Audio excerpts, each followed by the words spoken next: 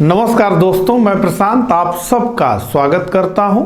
दोस्तों, अंततः UP PCS preliminary examination 2019 संपन्न हो गया।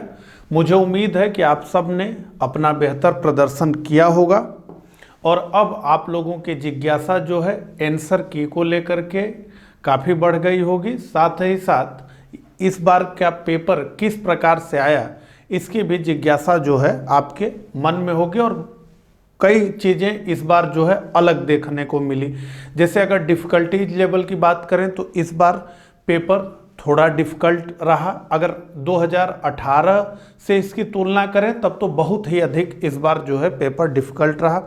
उसके अलावा एक दो नई चीज़ें ये देखने को मिली कि यूपी स्पेशल यानी यूपी से रिलेटेड जो क्वेश्चन रहे और जनगणना से जो क्वेश्चन रहे उसे एकदम इग्नोर कर दिया गया। उस सेगमेंट से प्रश्न बनाए ही नहीं गए, जबकि पहले 8 से 10 क्वेश्चंस इन सेगमेंट से बनाए जाते थे। उसके अलावा जो है अगर हम हिस्ट्री में दोनों की बात करें या नेशनल मूवमेंट, मॉडर्न हिस्ट्री, उसके अलावा मिडविल, उसके अलावा एंशिएंट, तो इन सबसे मिला करके केवल और केवल हिस्ट्री से करीब करीब जो है 25 क्वेश्चन के आसपास पूछ लिए गए हैं, जो कि एवरेज से ज़्यादा है। तो हिस्ट्री से भी अच्छे क्वेश्चंस उठाए गए, पॉलिटी से भी अच्छे क्वेश्चंस उठाए गए और उसके अलावा अगर मॉडर्न हिस्ट्री, नेशनल मूवमेंट को हम छोड़ दें तो एंशिएंट और मिडविल से जो प्रश्न पूछे गए उसमें से कुछ काफ़ी कठिन थे। इन जनरल रीडिंग से उसका उत्तर देना संभव नहीं था।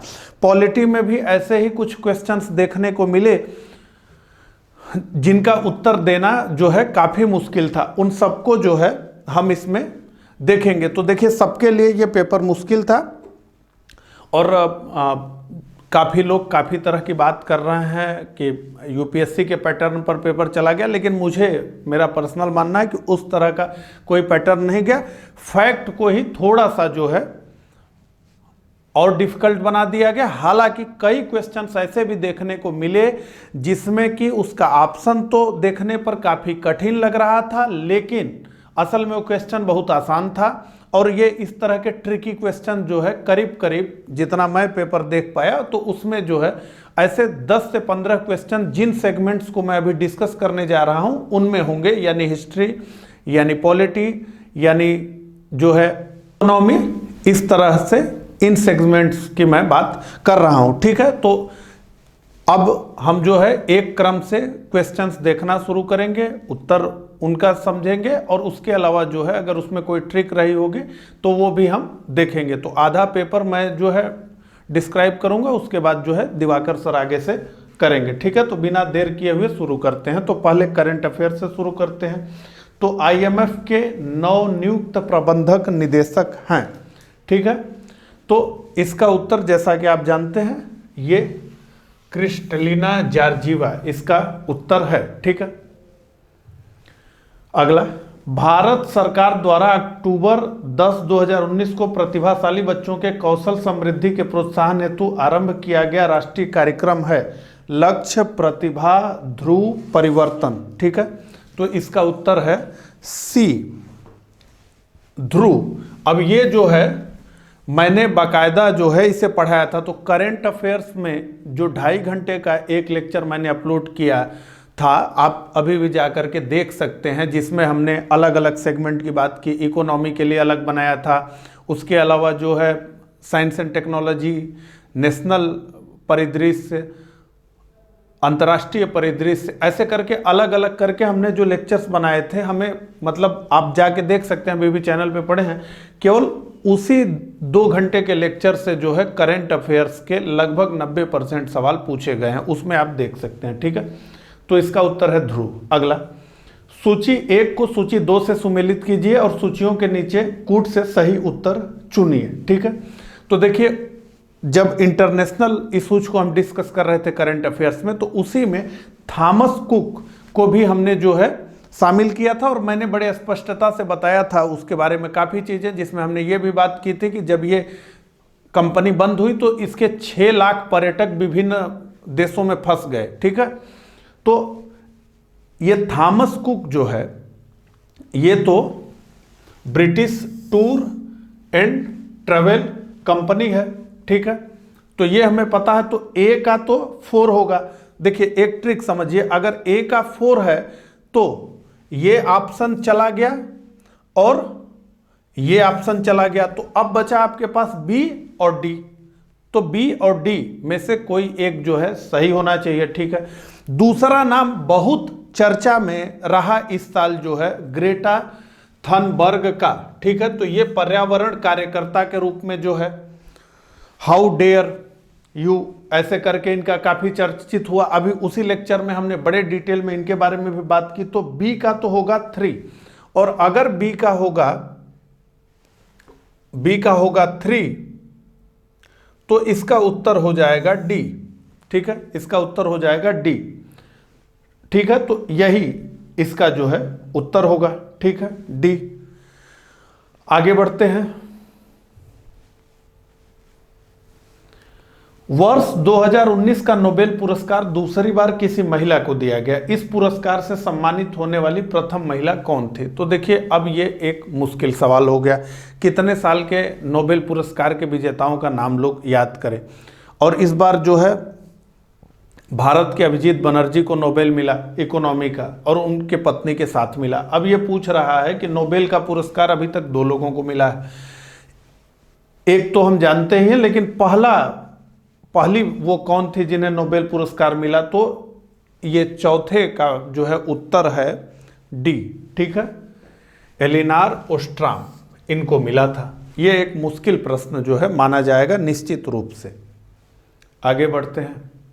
सितंबर 2019 में जल शक्ति मंत्रालय द्वारा प्रारंभ की गई ग्रामीण स्वच्छता रणनीति निम्न में से किस अवधि से संबंधित है? 2019-35, 2019-29, 2019-2022, 2019-2024। तो इसका उत्तर है बी, 2019-2029, ठीक है। आगे बढ़ते हैं। 5वें का बी। भारतीय भाषाओं का केंद्रीय संस्थान निम्नलिखित में से किस स्थान पर अवस्थित है? वाराणसी, नई दिल्ली, मैसूर, शिमला। तो इसका उत्तर है मैसूर, यानी 6 का बी। अगला, भारत द्वारा भूमि क्षरण तटस्थता प्राप्त करने का लक्ष्य रखा गया है। देखिए अब ये जो है, ये 16 जून 2017 ये पीआईबी की एक खबर थी उस दिन की, ठीक है। और उसमें और अन्य जगहों पर बहुत इसके बारे में चर्चा नहीं की गई है। ये एक मुश्किल प्रश्न है, लेकिन इसका उत्तर है 2030, यानी 7वें का भी उत्तर जो है 2030 है, ठीक है, यानी बी है। तो हम देख रहे हैं 5वें में भी बी, 6ठे में भी बी और 7वें में भी बी। तो ये एक जो है ट्रेंड दिख रहा है। अगला, चंद्रयान 2 अंतरिक्ष यान को प्रक्षेपित करने के लिए इसरो द्वारा किस जियोसिंक्रोनस उपग्रह प्रक्षेपण यान का प्रयोग किया गया था? तो चंद्रयान 2 के बारे में भी हमने जो है साइंस एंड टेक्नोलॉजी के शीर्षक से जो लेक्चर बनाया था उसमें हमने इसमें बात की थी, ठीक है। तो GSLV Mark 3, ठीक है। अब इसमें M1, M2, M8, M4 इन जनरली जब हम बात करते हैं GSLV की तो Mark 3, Mark 2 ऐसे बात करते हैं, उसके आगे की नंबरिंग नहीं होती। तो इससे थोड़ा सा डिफिकल्ट बनाने का प्रयास किया गया था।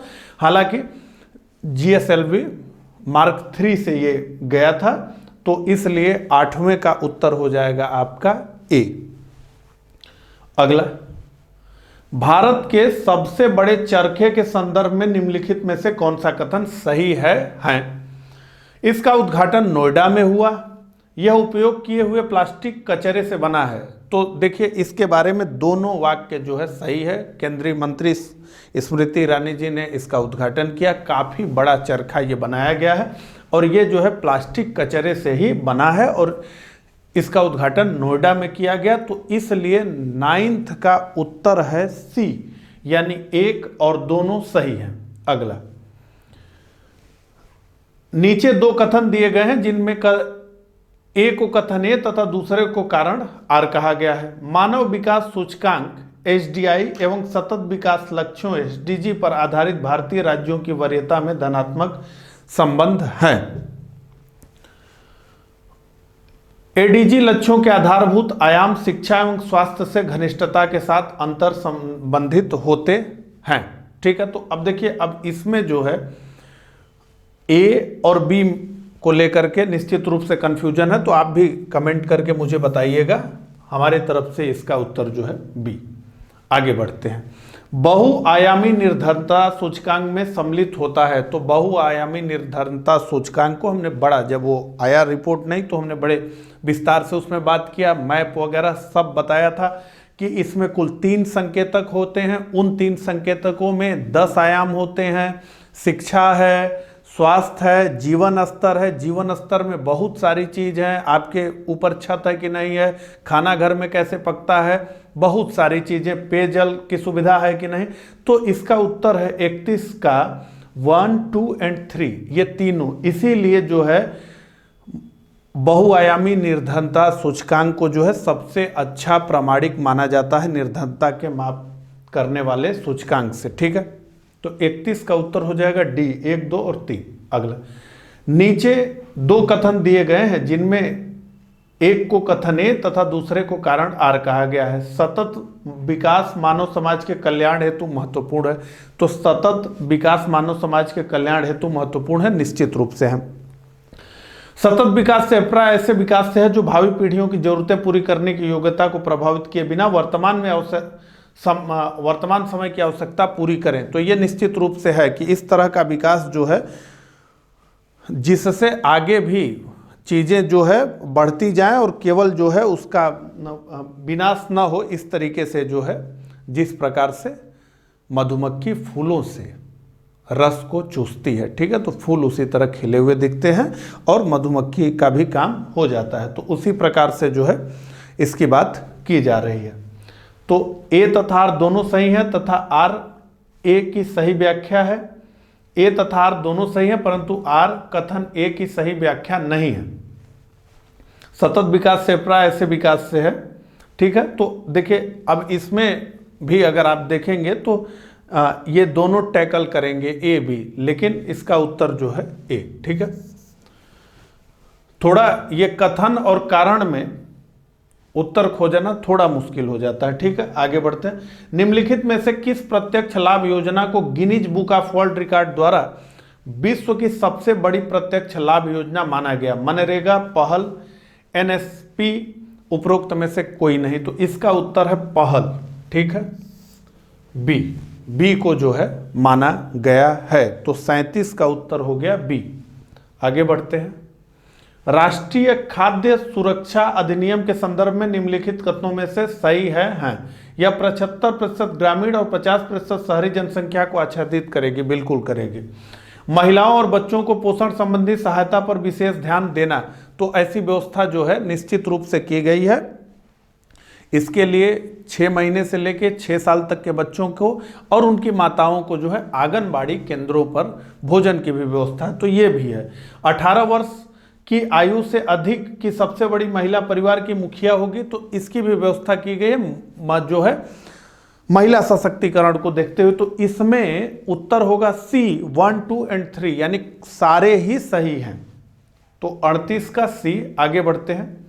भारत में पट्टेदारी सुधार के उपायों के संदर्भ में कौन सा कथन सही है? लगान का विनियमन, अवधि की सुरक्षा, यानी उनको जमीन दी जा रही है तो जमीन उनके पास रहे, ये बताइए आप जो है कि आज है कल नहीं रहे, ऐसा नहीं हो, उनको बताइए कि कब तक रहेगी। पट्टेदारी पर स्वामित्व की घोषणा, तो ऐसा भी किया गया आज़ादी के बाद, जो है जो पट्टेदार थे वो मालिक बना दिए गए। तो डी 1, 2, 3। तो 39 का, ये इकोनॉमिक क्वेश्चन है, 39 का उत्तर है डी। आगे बढ़ते हैं। भारत में सार्वजनिक क्षेत्र के कार्यों के संदर्भ में निम्नलिखित में से कौन सा कथन सही है? ठीक है। With reference to the function of public sector in India which of the following statement is are correct? To provide public utility resource, तो ये निश्चित रूप से करना। To build social and economic overhead capital, तो ये नहीं। To ensure balanced regional and sectoral growth, to pursue egalitarian goal, समतावादी लक्ष्यों को आगे बढ़ाना, तो इसका उत्तर हो जाएगा डी 1, 3 और 4। ठीक है, आगे बढ़ते हैं।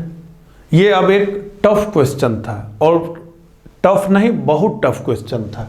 ठीक है, आगे देखें, निम्नलिखित में से कौन सा सही सुमेलित नहीं है। तो आप देख रहे हैं ये टफ क्वेश्चन माना जाएगा, लेकिन इसमें ट्रिक क्या है कि इसमें केवल और केवल एक बात पूछा जा रहा है, और वो ये पूछा जा रहा है कि जो ये जरीब है इसको आप जानते हैं कि नहीं, कि ये एक नापने की इकाई है। ठीक है, जरीब नापने के लिए प्रयोग किया जाता है दूरी को। ठीक है, तो ये कर नहीं है। अगर आपको इतना पता है, जरीब के बारे में पता है, जो कि अमूमन सबको पता है, तो इसका उत्तर आपको पता चल जाएगा कि 52 का उत्तर है डी।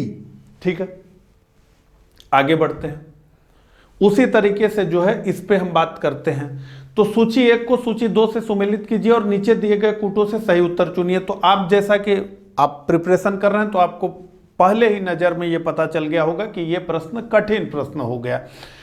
अब इतना नहीं पता है, ठीक है, दामोदर कवि का कुछ लोगों ने नाम पहली बार सुना होगा, मुल्ला दाऊद का नाम पहली बार सुना होगा, निश्चित रूप से ऐसा होगा।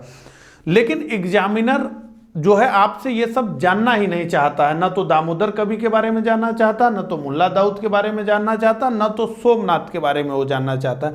वो केवल और केवल जो है अमीर खुसरो के बारे में जानना चाहता है, और अमीर खुसरो जो है बहुत मध्यकालीन के जो है बहुत नामी कवि लेखक। तो ऐसे में जो है इनकी अमीर खुसरो की एक कृति है जिसका कि नाम है आशिका।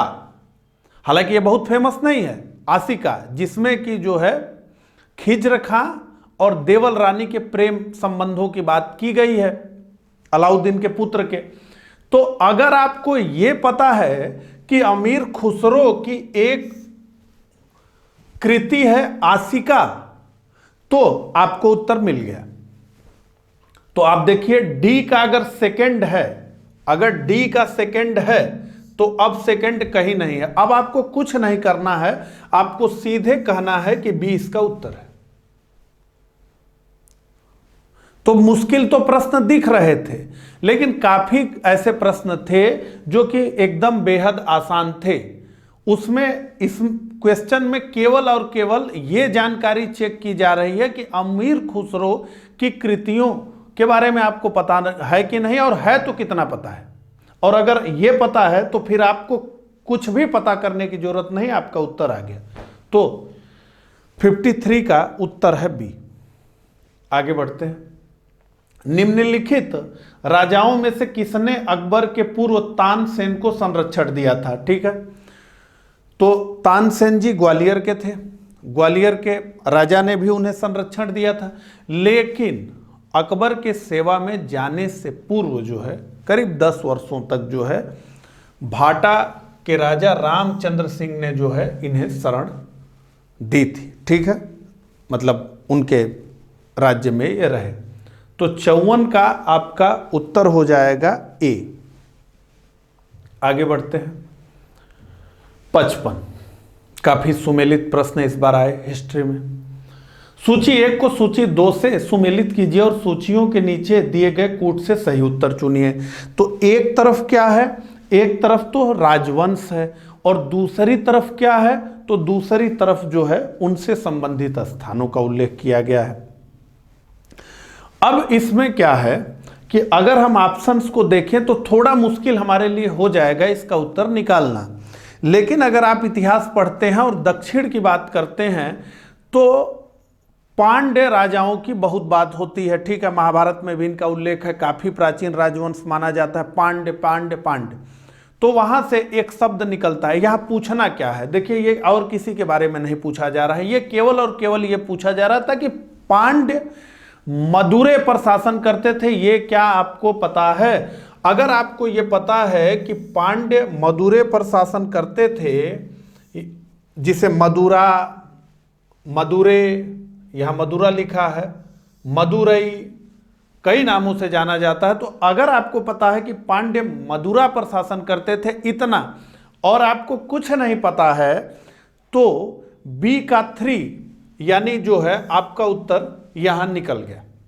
तो अगर आपको यह पता है कि पांड्य मदुरा के शासक थे, तो आपको ये कोई जानने की जरूरत नहीं है कि काकतीय, वारंगल, यादव देवगिरी और पल्लव कांची, ये आपको जानने की जरूरत नहीं है। आपसे केवल और केवल यही पूछा जा रहा है कि पांड्य और मदुरा जानते हैं कि नहीं आप, अगर क्योंकि ये ज्यादा इन जनरल हम लोग जानते हैं, इनकी बात होती है। तो 55 का आपका उत्तर हो जाएगा बी। अब आगे बढ़ते हैं। 56 हिस्ट्री के क्वेश्चंस में काफी मजेदार रहे, तो अब आए देखें। निम्नलिखित स्मारकों को कालानुक्रम में व्यवस्थित कीजिए और नीचे दिए गए हुए कूटों में से सही उत्तर चुनिए। अब देखिए, अभी तक क्या था कि शासक पूछेगा, उसके काल को पूछ लेगा कि वो किस टाइम पीरियड में रहा, कोई जो है साम्राज्य किस पीरियड में रहा, यहां तक प्रश्न ठीक है। लेकिन यहां क्या पूछा जा रहा है कि स्मारकों को कालानुक्रम में। अब ये देखने में पहले नजर में ही काफी डिफिकल्ट क्वेश्चन समझ में आता है कि अब स्मारकों का भी क्रम याद किया जाए। लेकिन इस प्रश्न को भी आप देखें और इसके ऑप्शंस को देखें तो इस प्रकार से जो है ये बनाया गया। तो रबिया दुर्रानी का मकबरा औरंगाबाद, शेरशाह सूरी का मकबरा सासाराम, हुमायूं का मकबरा दिल्ली और अटाला मस्जिद जौनपुर। तो मान लीजिए अगर हमें कुछ नहीं पता है तो हमको ये तो पता ही है कि शेरशाह सूरी पहले ही हुमायूं से चला गया, ये तो निश्चित रूप से पता है कि शेरशाह सूरी की मृत्यु हुमायूं से पहले हो गई, क्योंकि फिर जो है हुमायूं का कब्जा हो गया। इतना तो हमें इन जनरल पता है। तो शेरशाह का मकबरा निश्चित रूप से पहले बनेगा, इनके जीवन में ही बना था, शेरशाह के जीवन में ही। तो पहले ऑप्शंस को चाहे हम जो माने, लेकिन हमें यहां ये तो मानना ही चाहिए कि शेरशाह सूरी के बाद जो ही हुमायूं आएंगे, यानी सेकंड के बाद ही थर्ड आएंगे। ठीक है, तो इसमें अगर हम देखें कि कहां पर जो है सेकंड के बाद जो है थर्ड आ रहा है, देख लें आप, सेकंड के बाद थर्ड कहां आ रहा है। केवल देखिए, केवल लॉजिक है, मुझे नहीं उत्तर पता कि कहां क्या होगा, लेकिन हम देख रहे हैं कि बी में सेकंड के बाद थर्ड आ रहा है। ठीक है, पहले कौन है नहीं है ये पता नहीं है। अटाला मस्जिद जैसे कि मुझे पता है कि सरकी काल में बना, सरकी काल जो है सल्तनत काल से के समय का है, तो अटाला मस्जिद निश्चित रूप से जो है सबसे पहले बनेगी, ये मुझे पता है। ठीक है, लेकिन अगर मुझे ये नहीं पता है अटाला मस्जिद और रबिया दुर्रानी, तो हमें केवल और केवल जो है ये पता है कि नहीं, शेरशाह सूरी का मकबरा मरने पे ही बनता है, हुमायूं बाद में मरा, एक लॉजिक। तो शेरशाह सूरी का जो मकबरा रहा, शेरशाह सूरी की मृत्यु पहले हुई तो वो पहले होगा। तो इसका मतलब है कि थर्ड से सेकंड फर्स्ट आएगा, ये थर्ड पे ऑप्शन है, तो पहले सेकंड आएगा फिर थर्ड आएगा। तो आप देखिए कहां, यहां सेकंड आ रहा तो फोर्थ आ जा रहा है, यहां सेकंड, ऐसे देखें तो ये। हालांकि अटाला मस्जिद पहले बनी और रबिया दुर्रानी यानी औरंगजेब की बीबी का मकबरा, जिसे बीबी का मकबरा भी कहते हैं, तो ये बहुत बाद में बना। ये सारे कालखंड जो है अलग अलग हैं। ठीक है, तो इस प्रकार से हम इसका उत्तर निकाल सकते थे, एक प्रयास जो है हम निश्चित रूप से कर सकते थे और वो प्रयास कामयाब होता तो दिखा। अगला, मनसबदारी व्यवस्था के संदर्भ में कौन सा कथन सही है? मनसबदारी व्यवस्था राज्य के कुलीन वर्ग से संबंधित थी, बिल्कुल थी। और जिसे अकबर ने प्रारंभ किया, बिल्कुल अकबर ने ही प्रारंभ किया। मनसबदारी का पद पैतृक था, तो मनसबदारी का पद पैतृक नहीं था। सम्राट जो है मनसबदारों की नियुक्ति करता था, हटा भी सकता था, मृत्यु के बाद मनसबदारी का दावा अपने आप भी हट जाता था। तो इसका मतलब है कि केवल एक सही है, तो इसका मतलब ऑप्शन ए सही है। तो 57 का ए सही है। आगे बढ़ते हैं। सूची 1 को सूची 2 से सुमेलित कीजिए और सूचियों के नीचे दिए गए कूट से सही उत्तर चुनिए। तो अभी तक जो हम लोग ट्रिक का प्रयोग कर रहे थे वो फिर यहां प्रयोग करके देखते हैं कि क्या हम लोग जो है उस ट्रिक के तहत इसे भी हल कर लेंगे। ठीक है, तो देखिए, इलाहाबाद की जो संधि थी वो 1765 में हुई थी। ठीक है, 2 अलग अलग संधियां इलाहाबाद में हुई, एक अवध के नवाब से और एक मुगल सम्राट से। और क्लाइव के बीच में जहां उसे दीवानी मिली, तो ए का तो 4 है, ये तो तय। तो अगर ए का 4 है, ये हमने तय कर लिया, तो बी चला गया, बी चला गया और डी चला गया, तो हमेशा 4 से भले 2। तो हमने दिमाग लगा करके 4 को क्या कर दिया, 2 कर दिया। अब जब 2 कर दिया तो अब आगे हम बढ़े, तो मंगलौर की संधि काफी प्रसिद्ध है। सेकेंड एंग्लो मैसूर वार के बाद 1780 से 84 तक चला। उसी के दौरान हैदर अली की मृत्यु हुई, टीपू सुल्तान गद्दी पर बैठा। मंगलौर की संधि हुई 1784 में, ठीक है। तो अब क्या काम हो पा रहा है, इन 2 इंफॉर्मेशन से हमारा काम हो गया कि नहीं हो गया। तो बी का 2, तो बी का 2 दोनों में है। देखिए इस इंफॉर्मेशन से गाड़ी आगे नहीं बढ़ेगी, गाड़ी रुकने लगी, ठीक है। अब इसका मतलब है कि आपको सब ऑप्शंस की जानकारी होनी चाहिए। 3 ऑप्शन होगा तो चौथा अपने आप हो जाएगा, तो 3 ऑप्शन तो जानना ही चाहिए, या ऐसा एग्जामिनर कह रहा है। तो अब सालाबाई की संधि को पकड़िए 1782 में, प्रथम आंग्ल मराठा युद्ध के बाद, ठीक है।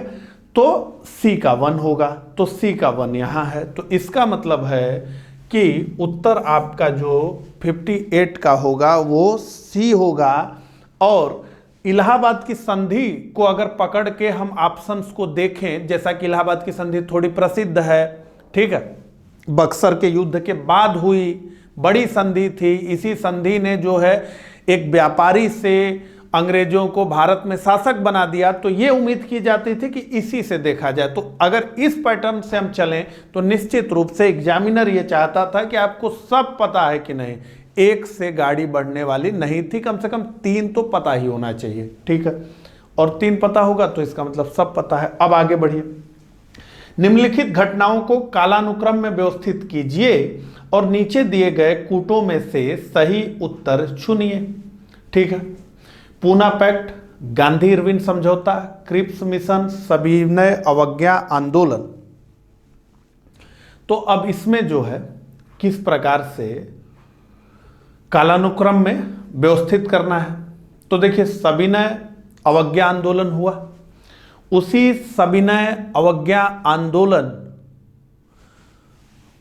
को समाप्त कर या स्थगित करके गांधी जी गोलमेज सम्मेलन में भाग लें, इसलिए गांधी इरविन समझौता हुआ, ठीक है।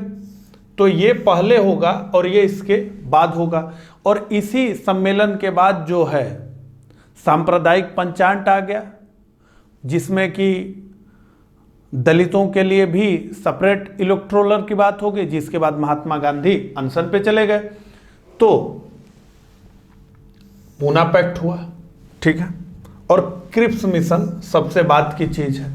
तो अगर मान लीजिए ये आपको पता हो ना पता हो कि पूना पैक्ट, गांधी इरविन समझौता और सविनय अवज्ञा आंदोलन, जिस तरह से मैंने बताया उस तरह से आपको नहीं क्लियर हो, लेकिन ये क्लियर हो कि ये जो है 1930 के आसपास की घटनाएं हैं, लेकिन क्रिप्स मिशन तो इसके बहुत बात की चीज है। तो अगर आपको यह पता हो कि क्रिप्स मिशन बहुत बात की चीज है, तो आप इस ऑप्शन को हटा लेंगे और इस ऑप्शन को हटा लें, तो 2 कर लेंगे आप, अगर इस तरीके से दिमाग लगाएं।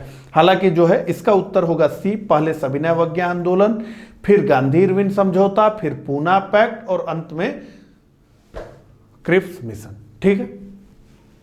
आगे बढ़ते हैं। असैनिक प्रशासन 1905 के संदर्भ में कौन सा कथन सही है। लॉर्ड कर्जन ने प्रांतीय सीमाओं को पुनर्गठित करने का निर्णय लिया। पूर्वी बंगाल और असम नामक एक नया प्रांत बनाया गया। तो एक नया प्रांत उड़ीसा, बिहार और पश्चिमी बंगाल, पूर्वी बंगाल और असम को मिला के एक नया प्रांत बना दिया गया, बंगाल विभाजन जिसे कहा, जिसकी राजधानी थी ढाका। तो इसमें जो है बी 1 और 2 दोनों सही हैं, तो 60 का दोनों सही हैं, बंगाल विभाजन से प्रश्न।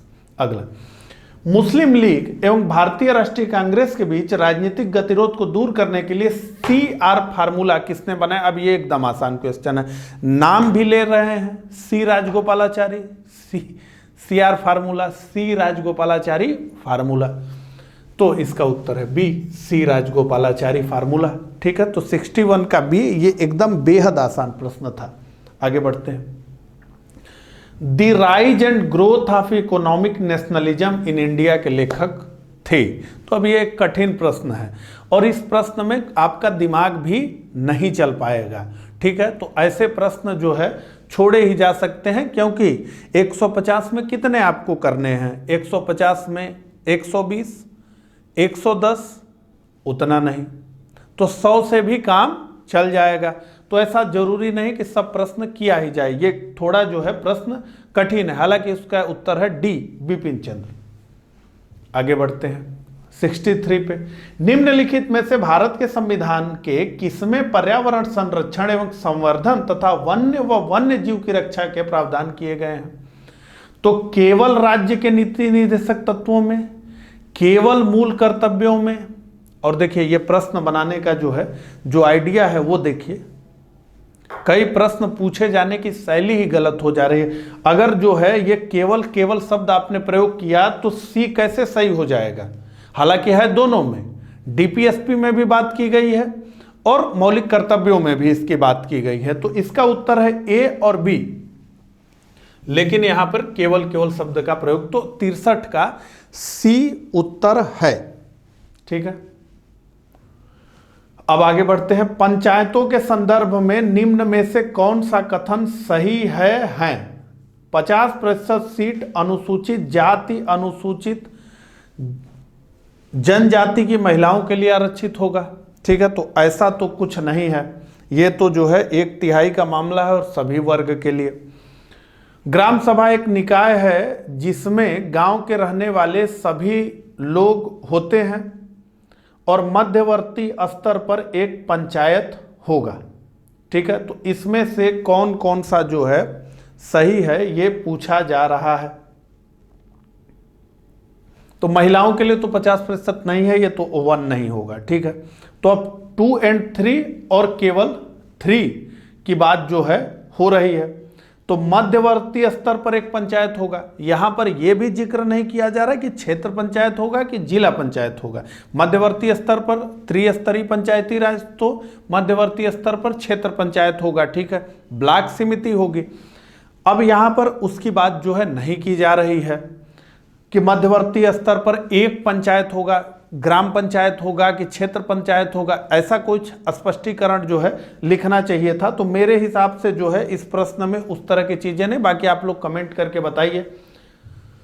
आगे बढ़ते हैं। मजदूर किसान शक्ति संगठन MKSS नामक सामाजिक आंदोलन भारत में निम्न में से किससे संबंधित है? तो ध्यान दीजिए, सामाजिक आंदोलन की बात की जा रही है। हालांकि ये जो संगठन है जिसके नाम से ये आप समझ रहे हैं मजदूर किसान शक्ति संगठन, ये मजदूर और किसानों के हित में काम करने वाला संगठन है, लेकिन इन लोगों ने काफी लंबा आंदोलन चलाया जो है RTE एक्ट को लेकर के।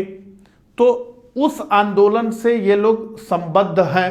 तो 65 का उत्तर होगा बी। ठीक है, आगे बढ़े।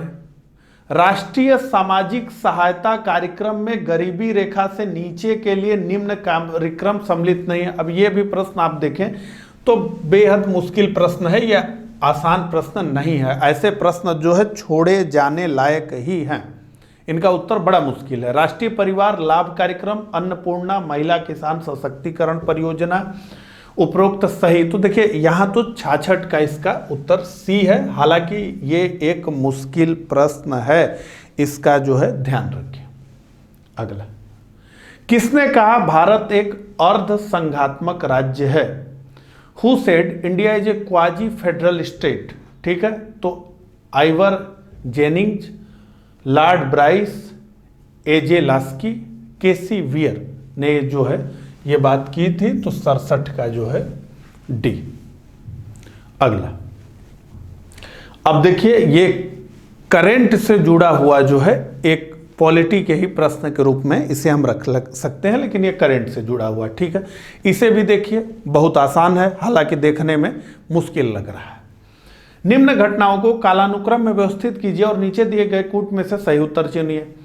तो कौन सी घटना कब हुई, यही जो है पूछा जा रहा है। तो महाराजा हरि सिंह ने विलय पत्र पर हस्ताक्षर किए, भारत का संविधान लागू हुआ, जम्मू कश्मीर की प्रभुता संपन्न संविधान सभा ने भारत में विलय को अनुमोदित किया, जम्मू तथा कश्मीर राज्य का नया संविधान लागू हुआ। ठीक है, तो अगर थोड़ा सा भी इसके बारे में आप जानते हैं तो आज़ादी के तुरंत बाद ही कबीलाई हमला हो गया कश्मीर पर, ये अपनी स्वतंत्रता की बात कर रहे थे।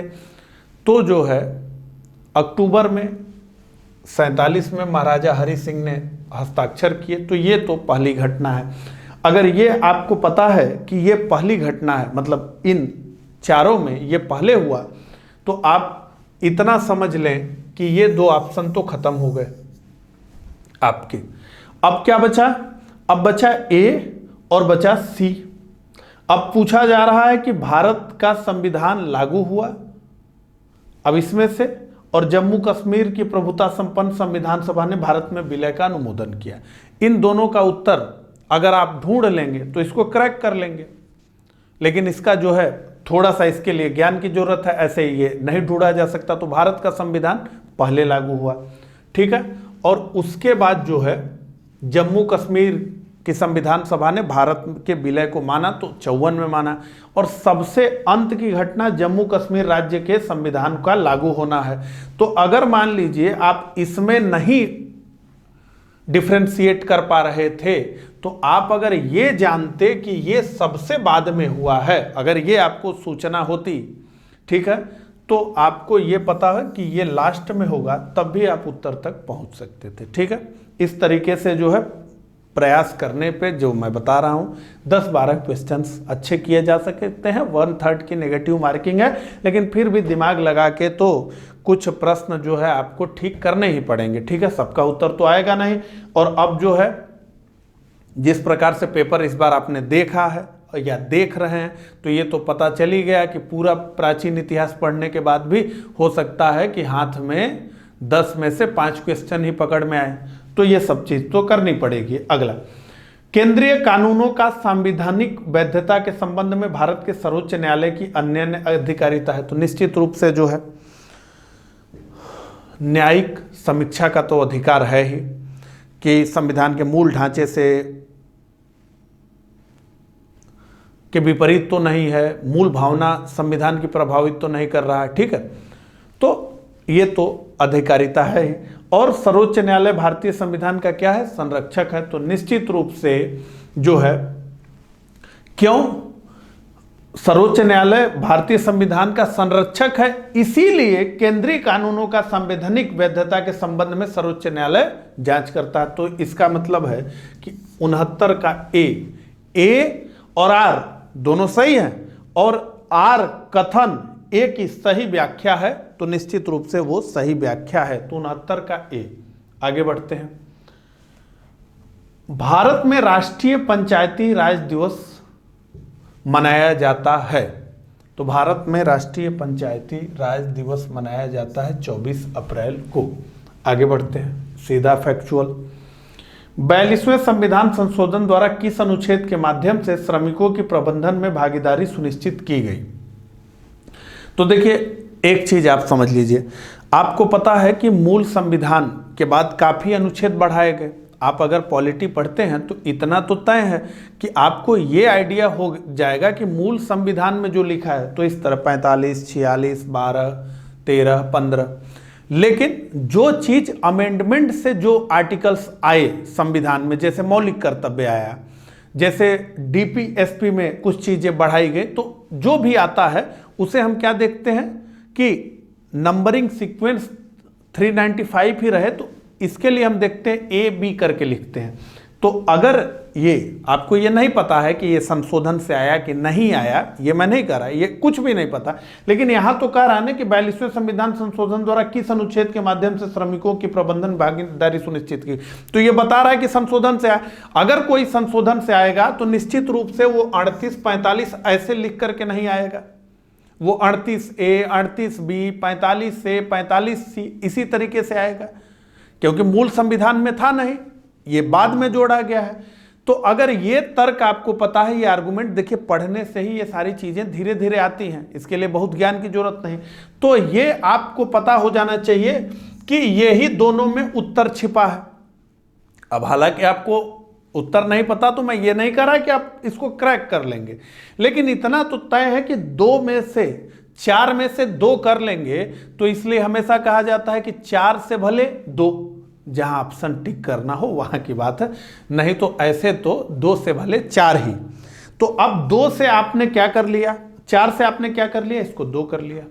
अब इसमें जो है भगवान राम का नाम लेकर के मार सकते हैं, तो 50% प्रोबेबिलिटी पर आपका उत्तर रहेगा और गलत होगा 33%, कट जाएगा 1/3, ठीक है। तो 71 का हमारा उत्तर होगा डी, ये जो है ध्यान रखिए। संविधान की प्रस्तावना का विधिक स्वरूप क्या है? अब देखिए ये प्रश्न जहां तक मुझे लग रहा है काफी लोगों को जो है नया लगा होगा, क्योंकि पढ़ाने का वो लेवल अब हो ही नहीं पाया, कोई चीजें बताता नहीं। देखिए अभी तक हम मौलिक अधिकार, डीपीएसपी, मौलिक कर्तव्य में वाद योग है, वाद योग नहीं है, उसको लेके अदालत में जा सकते हैं, नहीं जा सकते हैं, ये सारी बातें जो है हम करते थे। तो ये क्या पूछा जा रहा है कि संविधान की प्रस्तावना का विधिक स्वरूप क्या है? यह लागू किया जा सकता है, इट इज इनफोर्सेबल, या लागू नहीं किया जा सकता, इट इज नॉट इनफोर्सेबल, विशेष परिस्थितियों में लागू किया जा, उपरोक्त में से कोई नहीं। तो देखिए ये भी जो है उसी तरीके से है, गैर न्यायोचित है जिस प्रकार से मौलिक कर्तव्य, जिस प्रकार से डीपीएसपी है, ठीक है।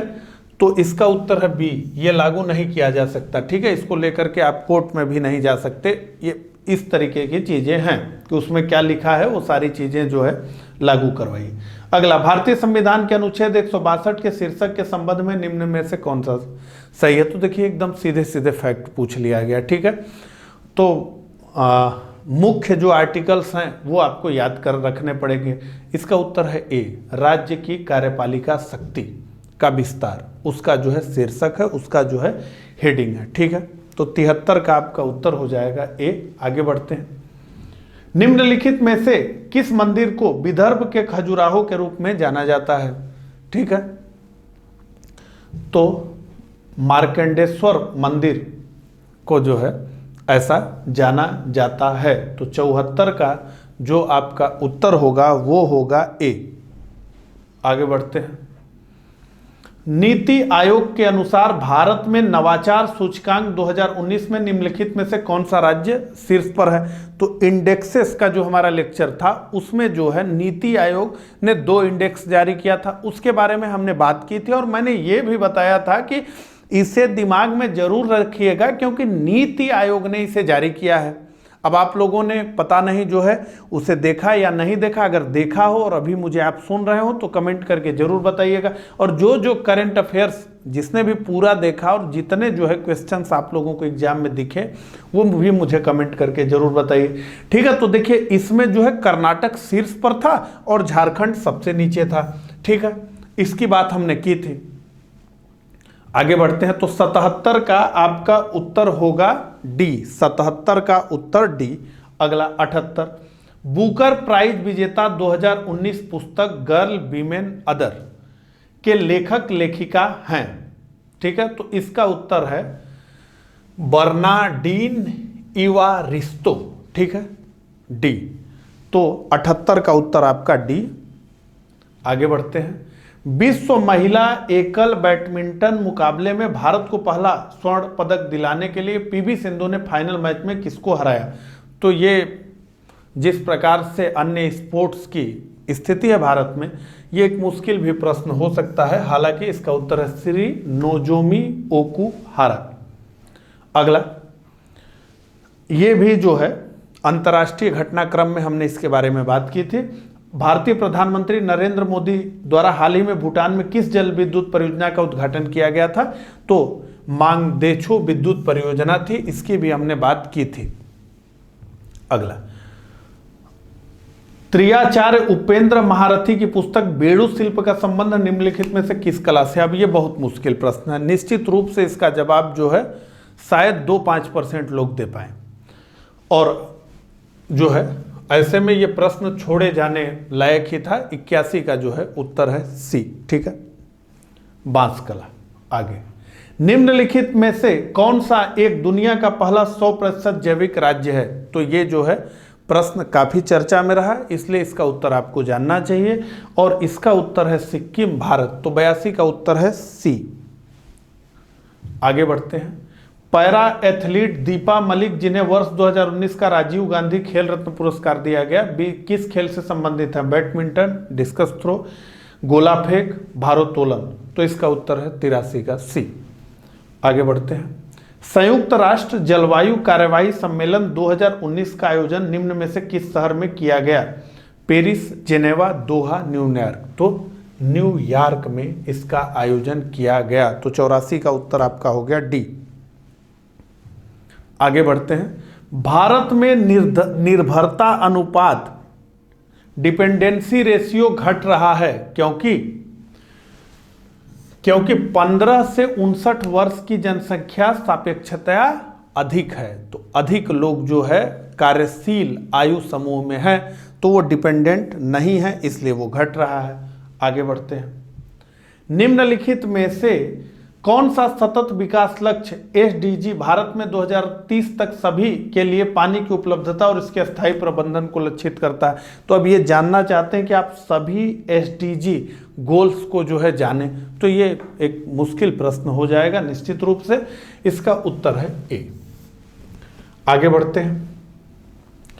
समृद्धि की सीमा की अवधारणा का प्रतिपादन किसके द्वारा किया गया था? तो इसका उत्तर है club of Rome. Club of Rome. 111 का उत्तर है ए, क्लब ऑफ रोम। अगला, वर्ष के अधिकांश हिस्से में बेरोजगार रहने वाले व्यक्तियों की संख्या को कहा जाता है? सामान्य स्थिति बेरोजगारी, दैनिक स्थिति बेरोजगारी, साप्ताहिक स्थिति बेरोजगारी। तो निश्चित रूप से सामान्य स्थिति बेरोजगारी ही कही जाएगी। तो 112 का आपका उत्तर होगा ए। ठीक है, 112 का आपका उत्तर होगा ए।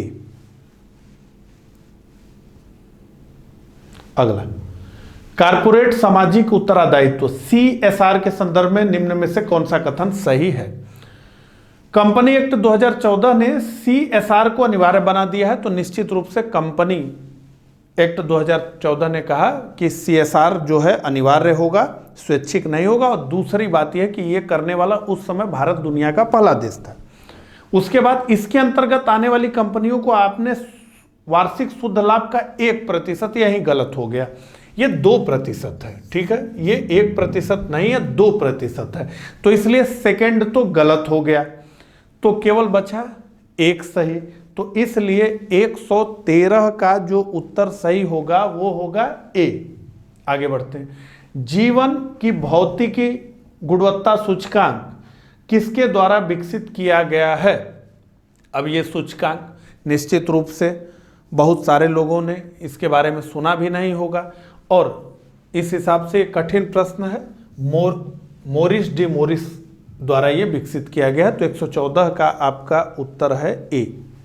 अगला, भारत का वैश्विक भूख सूचकांक 2017 में क्या स्थान है?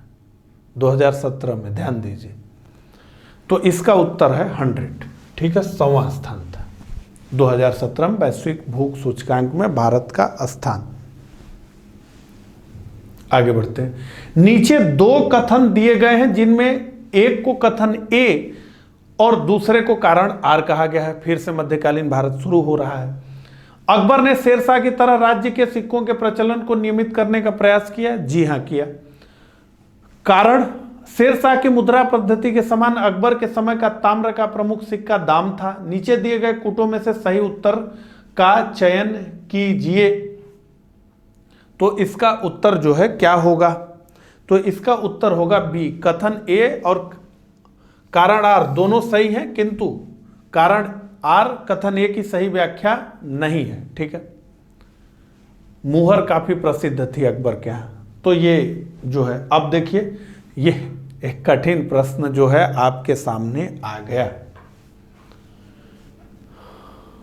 निम्नलिखित युद्धों को कालानुक्रम में व्यवस्थित कीजिए और नीचे दिए गए कूट से सही उत्तर जो है चुनिए।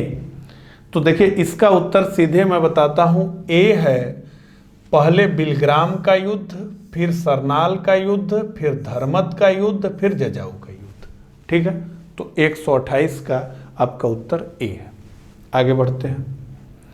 हठ योग के संदर्भ में निम्नलिखित में से कौन सा कथन सही है? हठ योग नाथ पंथियों द्वारा अपनाया जाता था,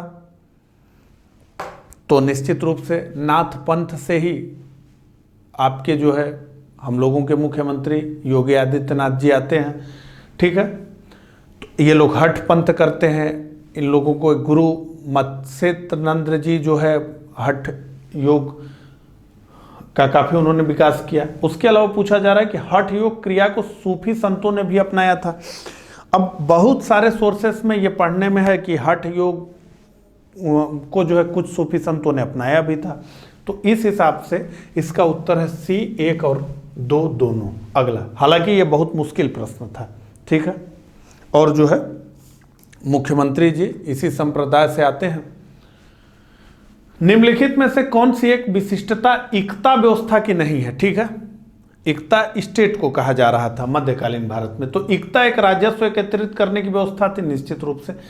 सियासतनामा इक्ता व्यवस्था की जानकारी का स्रोत था, पता नहीं कि था कि नहीं है, लेकिन इक्ता से एकत्रित राजस्व सीधा सुल्तान के खाते में जाती थी। मुक्ति को इक्ता से एकत्रित राजस्व से सैनिक रखने पड़ते थे। यहाँ 2 कॉन्ट्राडिक्टरी बात हो गई, देख लीजिए। मुक्ति हालांकि इक्तेदार कहा जाता था जो इक्ता प्रशासन करता था, लेकिन यहाँ ठीक है, मुक्ति को इक्ता से एकत्रित राजस्व से सैनिक रखने पड़ते थे। तो जब सुल्तान के पास सीधे पैसा चला जाएगा तो फिर सैनिक वो कहाँ से रखेगा? निश्चित रूप से नहीं रख सकता जो है, तो ये कंट्राडिक्टरी बात है। इसमें अगर आप दिमाग लगाएं तो ये जो है इसका उत्तर गलत है, सीधा सुल्तान के खाते में जो है ये नहीं जाता था। तो 130 का आपका जो है सी। अगला, निम्नलिखित में कौन सा सही सुमेलित नहीं है? तो किताबें तो बहुत हैं, ठीक है, लेकिन जो है इसमें आप अगर देखें तो आपको ये पता चले कि तुगलकनामा जो है इब्न बतूता ने नहीं लिखा है, तो 131 का भी सी हो जाएगा। आगे बढ़ते हैं। नेटिव मैरिज एक्ट किस वर्ष पारित किया गया था? ठीक है, तो नेटिव मैरिज एक्ट 1872 में पारित किया गया था। इसका काफी जो है विरोध बाल गंगाधर तिलक जी द्वारा किया गया। ठीक है, 132 का आपका उत्तर हो गया बी, 1872। अगला, सूची 1 को सूची 2 से सुमेलित कीजिए और सूचियों के नीचे दिए गए कूट से सही उत्तर चुनिए। ठीक है, पाबना एका संथाल ताना भगत। ठीक है, तो पाबना विद्रोह जो है काफी प्रसिद्ध रहा है। एक बार प्रयास करते हैं। तो पाबना विद्रोह अगर हमें यह पता है कि ए का 2 होगा, ठीक है, तो उत्तर हमारा आ गया। तो इसका क्या उत्तर होगा? 133 का बी होगा। अगर ये पाबना हमें पता है कि कब हुआ था तो हमारा उत्तर निकल गया, क्योंकि 2 केवल और केवल बी ऑप्शन में है। तो अगर ए का 2 होगा तो इसका उत्तर बी होगा। ये इतना आसान प्रश्न था जैसा कि आप अपने सामने जो है देख रहे हैं। अगला, निम्नलिखित में से कौन सा सही सुमेलित नहीं है? ठीक है, भारतीय जल सेना अधिनियम, सविनय अवज्ञा आंदोलन, द्वितीय गोलमेज अधिवेशन, सांप्रदायिक निर्णय। तो सांप्रदायिक निर्णय सुमेलित नहीं है, ये 1932 था। ठीक है, हालांकि बहुत नजदीकी विकल्प का प्रश्न जो है हो गया। अगला, निम्न घटनाओं को कालानुक्रम में व्यवस्थित कीजिए और नीचे दिए गए कूट में से सही उत्तर चुनिए। ठीक है, तो अब इसमें फिरोज शाह की मृत्यु, फिरोज शाह मेहता की मृत्यु जो है, फिरोज शाह मेहता की मृत्यु अब कौन जानेगा? निश्चित रूप से कोई नहीं जानेगा कि कब होगा, इतना कोई जो है नहीं पढ़ता है। अब इसमें जो है और घटनाक्रमों को देखें जो है, तो जलियांवाला बाग हत्याकांड से हम शुरू कर सकते हैं, फिर उसके बाद जो है साइमन को हम कर सकते हैं, इस तरह से जो है। तो फिरोज शाह मेहता की मृत्यु कब हुई? अगर इसको छोड़ दीजिए क्योंकि ये मुश्किल है, तो अगर इसको छोड़ दीजिए और उसके बाद दिमाग लगाइए कि कौन सी घटना कब हुई, तो इसका जो है आपको उत्तर मिलेगा। ठीक है, तो इन सब घटनाओं में तो जलियांवाला बाग तो पहले हुआ, ठीक है। तो ऐसे इस पे अगर आप दिमाग लगा लें, अभी टाइम ज़्यादा लगेगा लेकिन लगा लें तो आपको उत्तर मिल जाएगा, इसका भी उत्तर मिल जाएगा, केवल इसे एकदम आप किनारे कर देंगे तो भी मिल जाएगा। हालांकि फिरोज शाह मेहता की मृत्यु जो है पहले हुई थी, तो ए इसका उत्तर है। फिरोज शाह मेहता की मृत्यु, जलियांवाला बाग हत्याकांड, साइमन आयोग की नियुक्ति और सबसे अंत में महात्मा गांधी की दांडी यात्रा, और फिर सविनय अवज्ञा आंदोलन शुरू होगा। आगे आईएनए के अधिकारियों पर मुकदमा चलाया गया था, लाल किला दिल्ली में इन पर मुकदमा चलाया गया था, ठीक है। 136। अगला, निम्न दो कथन दिए गए हैं जिनमें एक को कथन ए तथा दूसरे को कारण आर कहा गया है। तो बंगाल की एशियाटिक सोसाइटी की स्थापना वारेन हेस्टिंग काल में हुई थी और उसने सर विलियम जोन्स के पक्ष में उक्त विद्वत संस्था की अध्यक्षता का प्रस्ताव अस्वीकार कर दिया था।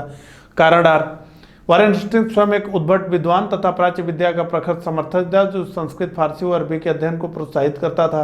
तो 137 का आपका उत्तर हो जाएगा ए, ठीक है। दोनों राष्ट्रीय पंचांग के संबंध में कौन सा से कथन सही है? भारतीय राष्ट्रीय पंचांग विक्रम संवत पर आधारित है, नहीं। राष्ट्रीय पंचांग को 26 जनवरी 1950 से अपनाया गया, नहीं। तो न तो एक और न ही दो, तो 138 का आपका उत्तर हो जाएगा डी। आगे बढ़ते हैं। किस वर्ष अकाउंटिंग को ऑडिटिंग से अलग किया गया तथा नियंत्रक एवं महालेखा परीक्षक का कार्य केवल सरकारी लेखा तक सीमित रह गया? बहुत मुश्किल प्रश्न है, निश्चित रूप से बहुत मुश्किल प्रश्न है, बहुत कम लोग कर पाए होंगे। हालांकि उसका उत्तर है 1976 यानी सी, ठीक है। आगे बढ़ते हैं। 140, भारत में नियोजित विकास का विरोध किसने किया? देखिए इसमें थोड़ा सा दिमाग लगाएंगे, इसका उत्तर आप निकाल सकते हैं। नियोजित विकास, प्लानिंग, योजना आयोग वगैरह सब जवाहरलाल नेहरू के नेतृत्व में बना, तो ये नियोजित विकास के तो विरोधी नहीं रहे होंगे, और इन्हीं के पैटर्न पे इनके परिवार के और लोग भी चले जो है, ठीक है। तो निश्चित रूप से इसमें एक ऑप्शन अलग है, महात्मा गांधी, वही ग्राम स्वराज की बात कर रहे थे। अगला, नीचे दो कथन दिए गए हैं जिनमें कथन एक को ए तथा दूसरे को आर कहा गया। तो भारतीय संविधान का अनुच्छेद 3 अल्पसंख्यक वर्ग शब्द को परिभाषित नहीं करता है, ठीक है। संविधान केवल भाषाई और धार्मिक अल्पसंख्यक वर्ग को मान्यता प्रदान करता है, तो ये दोनों सही है, भाषाई और धार्मिक अल्पसंख्यक वर्ग को ही मानता है, ठीक है। तो इसका उत्तर 141 का ए है। आगे बढ़ते हैं। भारतीय संघात्मक व्यवस्था के संदर्भ में निम्नलिखित में से कौन सा कथन सही है? तो भारतीय संविधान के अंतर्गत राज्यों को संघ से अलग होने का अधिकार नहीं है, तो निश्चित रूप से कोई भी राज्य संघ से अलग नहीं हो सकता है। अगला, अलग होने की मात्र वकालत करने पर व्यक्ति की स्वतंत्रता की सुरक्षा मिलेगी। ये मतलब जबरदस्त किस प्रकार का प्रश्न बनाया गया है, ठीक है। अब ऐसे तो मान लीजिए कोई डिमांड कर ले, लेकिन हर चीज का होता है ना कि एक सहने की सीमा, लेकिन ये चीज थोड़े होगी कि मतलब जो है तो राष्ट्रद्रोह हो जाएगा, राष्ट्र को तोड़ने की बात करना राष्ट्रद्रोह हो जाएगा, तो ये सेकंड तो नहीं ही होगा, ठीक है। तो सही क्या है कि भारतीय संविधान के अंतर्गत राज्यों को संघ से अलग होने का अधिकार नहीं है, तो उत्तर 142 का 1 होगा। तो 142 का उत्तर आपका हो जाएगा 1। अगला, निम्नलिखित में से कौन सा सही सुमेलित नहीं है? सार्वजनिक स्वास्थ्य एवं स्वच्छता राज्य सूची, ठीक। जनगणना संघ सूची, राज्यसभा में सीटों का बंटवारा, तो राज्यसभा में सीटों का बंटवारा द्वितीय अनुसूची में उल्लेखित नहीं किया गया है, और इसलिए 143 का उत्तर जो है सी होगा। अगला, भारत के संविधान की 11वीं सूची में कितने विषय हैं? तो भारत के संविधान में 11वीं सूची में कुल 29 विषय दिए गए हैं, सी इसका उत्तर होगा 144 का।